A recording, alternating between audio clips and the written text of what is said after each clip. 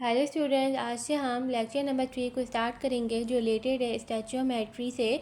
तो स्टैचियोमेट्री को समझने के लिए हम उसकी प्रॉब्लम्स की तरफ चलते हैं। तो प्रॉब्लम नंबर 1 है calculate mass of carbon dioxide that can be obtain bye complete thermal decomposition of limestone. तो ये यहाँ पर क्या कह रहा है कि जब हम लोगों ने लाइमस्टोन को एक टेस्ट ट्यूब में डाला तो उसने अपनी और हीट किया तो उसने अपनी फॉर्म को चेंज किया, मीन्स थर्मल डिकम्पोजिशन हुई of 50 grams of limestone. Given क्या है हमारे पास 50 ग्राम, जो कि क्या है उसका मास, और पूछ भी हमसे क्या रहा है उसका मास ऑफ CO2। तो ये कौन सा रिलेशनशिप हो गया, मास मास रिलेशनशिप।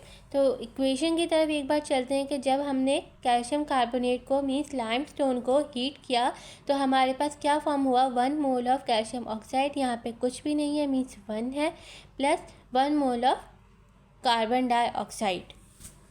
तो फर्स्ट ऑफ ऑल जिसका मास हमारे पास गिवन है हम उसके मोल्स निकाल लेते हैं। तो मोल्स का फॉर्मूला लगाते हैं। गिवन क्या है हमारे पास 50 और मोलर मास कैल्शियम कार्बोनेट का क्या होता है 100। डिवाइड करेंगे आंसर क्या आएगा 0.5 मोल्स। अभी हम लोग इक्वेशन की तरफ फिर से चलते हैं। तो यहाँ पर क्या है 1 mole of calcium carbonate, formation क्या हो रही है 1 मोल ऑफ कार्बन डाइऑक्साइड जो हमसे पूछ रहा है। तो सिंपली क्या होगा 1 मोल ऑफ कैल्शियम कार्बोनेट किसके बराबर हुआ 1 मोल ऑफ कार्बन डाइऑक्साइड। उसी तरह अगर 0.5 मोल्स कैल्शियम कार्बोनेट के लेंगे तो कार्बन डाइऑक्साइड कितने मोल्स हमारे पास फॉर्म्ड हुए 0.5। तो सिंपली हमारे पास मोल्स आ गए कार्बन डाइऑक्साइड के। तो मोल्स यहाँ पर रखते हैं, मास हमें फाइंड आउट करना है, ऊपर रखा। डिवाइड करेंगे कार्बन डाइऑक्साइड का मोलर मास क्या आएगा 44, निकाल के देख लेते हैं। कार्बन 12, ऑक्सीजन क्या होता है 16, मल्टीप्लाई किया 2 के साथ क्योंकि ऑक्सीजन का यहाँ पर क्या है 2,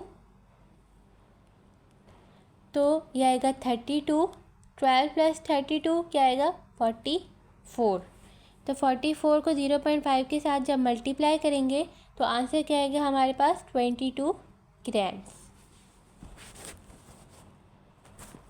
अच्छा, तो अभी हमने अपनी पास प्रॉब्लम में क्या मास मास रिलेशनशिप को समझा। अभी हम लोग अपनी नेक्स्ट प्रॉब्लम की तरफ चलते हैं। तो ये यहाँ पर हमसे क्या पूछ रहा है, mass of 49 grams of potassium chlorate. Given क्या है हमारे पास 49 grams mass of potassium chlorate on heating decompose completely to potassium chloride. कह रहा है जब हम लोगों ने एक टेस्ट ट्यूब में पोटेशियम क्लोराइड को हीट किया तो वो डिकम्पोज किस में हुआ पोटेशियम क्लोराइड में with the liberation of oxygen gas O2। तो एक बार रिएक्शन को देख लेते हैं। यहाँ पर क्या हुआ, पोटेशियम क्लोराइड को जब हीट किया, क्लोरेट को हीट किया, तो हमारे पास क्या मिले 2 moles of potassium chloride with liberation of O2। Determine the volume of oxygen gas. अब हमसे क्या पूछ रहा है वॉल्यूम का, लिबरेटेड एट STP। तो ये कौन सा रिलेशनशिप हो गया, मास वॉल्यूम रिलेशनशिप। गिवन क्या है मास, पूछ क्या रहा है वॉल्यूम, रिलेशनशिप कौन सा हुआ मास वॉल्यूम रिलेशनशिप। तो फर्स्ट ऑफ ऑल जिसका मास गिवन है उसके मोल्स निकाल लेते हैं। तो मोल्स निकालने गए first of all potassium chlorate का हमें अगर मोलर मास नहीं पता तो उसका first of all molar mass देख लेते हैं क्या आएगा हमारे पास।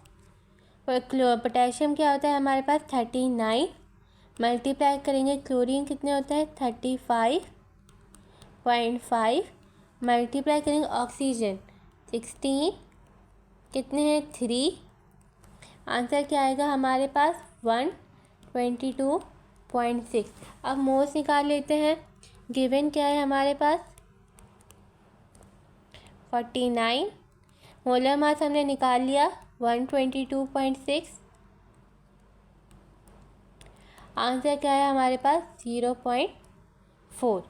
अब यहाँ पर इक्वेशन की तरफ चलते हैं। तो कितने मोल्स हमारे पास गिवन है पोटेशियम क्लोरेट के 2 मोल्स, और हमारे पास फॉर्मेशन कितने हुई है ऑक्सीजन की 3 मोल्स। तो यहाँ पर हमने लिख लिया 2 moles of potassium chlorate equal किसके हैं 3 मोल्स ऑफ O2। 2 को इधर लेकर जाएंगे, डिवीजन में 3 के साथ जब 2 डिवाइड करेगा तो आंसर क्या आएगा 1.5। अब मोल्स निकाल लेते हैं ऑक्सीजन के। तो सिंपली क्या करेंगे 0.4 जो मोल किसके साथ करेंगे ऑक्सीजन के मोल से हमारे पास आ गए 1.5। टोटल मोल्स ऑफ O2 कितना होगा 0.6। अब हम लोग वॉल्यूम की तरफ चलते हैं क्योंकि मोल्स हमारे पास आ गए। तो वॉल्यूम के लिए इससे पहले हमने एक फार्मूला लगाया था पास लेक्चर्स में, ये मैं इरेज कर लेती हूँ।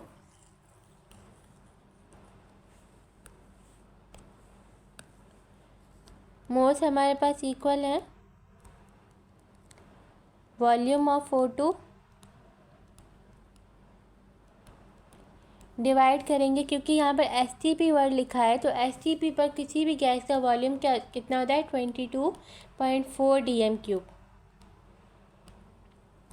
तो मोल्स हमारे पास कितने आए थे 0.6 और यहाँ पर क्या है वॉल्यूम डिवाइड 22.4।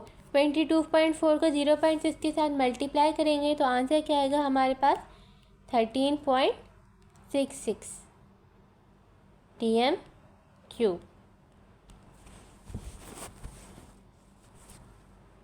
अच्छा, तो इसी तरह अब हम अपने थर्ड प्रॉब्लम की तरफ चलते हैं। तो एक बार रीड कर लेते हैं। On heating solid ammonium nitrate is decompose to produce nitrous oxide and water. If 200 grams of ammonium nitrate is completely consumed in a reaction, calculate the mass of water and volume of nitric oxide gas liberated at STP. तो first of all हमारे पास given क्या है 200 grams किसके ammonium nitrate के। तो इसके moles निकाल लेते हैं पहले।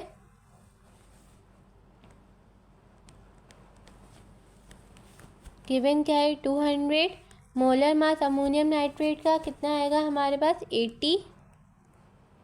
0 से 0 कैंसिल, आंसर क्या आएगा 2.5। तो मोल्स हमारे पास आ गए 2.5 मोल्स ऑफ अमोनियम नाइट्रेट। अब हम लोग अगर रिएक्शन की तरफ चलते हैं तो यहाँ पर कुछ नहीं है, मीन्स 1 है। 1 मोल ऑफ अमोनियम नाइट्रेट हमारे पास क्या दे रहा है 5 moles of nitric oxide plus 2 moles of hydrogen. तो यहाँ क्या हम लिखेंगे 1 मोल ऑफ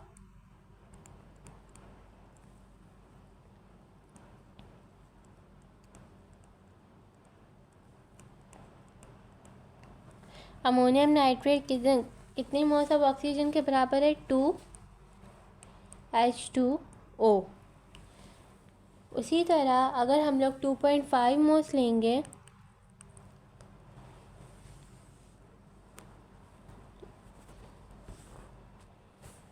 तो 2.5 मोल्स को जब हम लोग मल्टीप्लाई करेंगे 2 मोल्स ऑफ वाटर के साथ तो हमारे पास आंसर क्या आएगा 5 मोल्स। अच्छा, अगर हम यहाँ पर मल्टीप्लाई क्यों करें और पास में डिवाइड क्यों करें, तो इसका सिंपली आंसर क्या है कि यहाँ पर आप देखें तो 1 मोल ऑफ अमोनियम नाइट्रेट जब डिकम्पोज हो रहा है तो हमारे पास 2 मोल्स ऑफ ऑक्सीजन मिल रहे हैं। तो हमने अभी मोल्स ऑफ अमोनियम नाइट्रेट के निकाले तो वो हमारे पास क्या आए थे 2.5। तो डिकम्पोजिशन के बाद हमारे पास क्या आ रहे थे 2 मोल्स ऑफ वाटर। तो जब हम लोग 2 को 2.5 के साथ मल्टीप्लाई करेंगे तो हमारे पास एक्चुअल मोल्स आ जाएगी मास ऑफ वाटर। तो 5 मोल्स हमारे पास आ गए। अब अभी फिर से मोल्स का फॉर्मूला लगाएंगे। तो गिवन क्या है हमारे पास 5, निकालना क्या है हमें मास को ऊपर रखते हैं, डिवाइड कर देंगे। वाटर का मोलर मास क्या होता है 18। तो जब 18 को 5 के साथ मल्टीप्लाई करेंगे तो आंसर क्या आएगा हमारे पास 90 ग्राम्स मास आ गया। उसी तरह अब हम लोग वॉल्यूम की तरफ चलते हैं। तो मोल्स हमने निकाल लिए हैं, मोल्स को 2.5 यहाँ रखते हैं और वॉल्यूम का हमने फार्मूला देखा था कि वॉल्यूम ऑफ NO2 हमें चाहिए। तो NO2 को ऊपर रखा, नीचे किसके साथ करेंगे गैस से, किस पर STP पर। तो वॉल्यूम वॉल्यूम क्या होता है किसी भी गैस का एट STP 22.4। 22.4 को जब हम लोग 2.5 के साथ मल्टीप्लाई करेंगे तो आंसर क्या आएगा हमारे पास 56 dm³। हम लोग अपने फोर्थ प्रॉब्लम की तरफ चलते हैं तो उसको रीड कर लेते हैं। Calculate the volume of carbon dioxide. पूछ क्या रहा है हमसे, volume at STP in the excess supply of oxygen gas, heat complete burning of 50 dm³ of butane gas in the excess supply of oxygen gas. तो हम लोग इसके first of all given क्या है हमारे पास, ब्यूटेन गैस का volume. तो moles निकाल लेते हैं। 50 हमारे पास गिवन है। ब्यूटेन का गैस है तो उसका हम लोग मोलर मास नहीं निकालेंगे बल्कि मोलर वॉल्यूम किसी भी गैस का हमारे पास क्या होता है एट STP 22.4।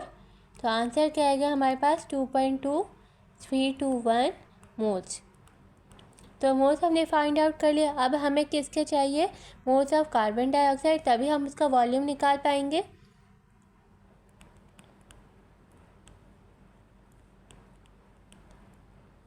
तो यहाँ पर हम लोग देख रहे हैं कि अगर हम लोग 2 मोल्स ऑफ ब्यूटेन गैस जब वो बर्न हुआ है तो हमारे पास कितनी फॉर्मेशन हुई है मोल्स की, 8 moles of carbon dioxide. 2 moles of butane gas बराबर किसके हुए, 8 मोल्स ऑफ CO2। सिंपली 2 को डिवाइड कर देंगे 8 के साथ, 2 1 ज़ा 2, 2 4 ज़ा 8। आंसर क्या है हमारे पास 4। अब जो ऊपर वैल्यू है हमने निकाले, उसके मोल्स निकाले ब्यूटेन के। तो ब्यूटेन के मोल्स को जब हम लोग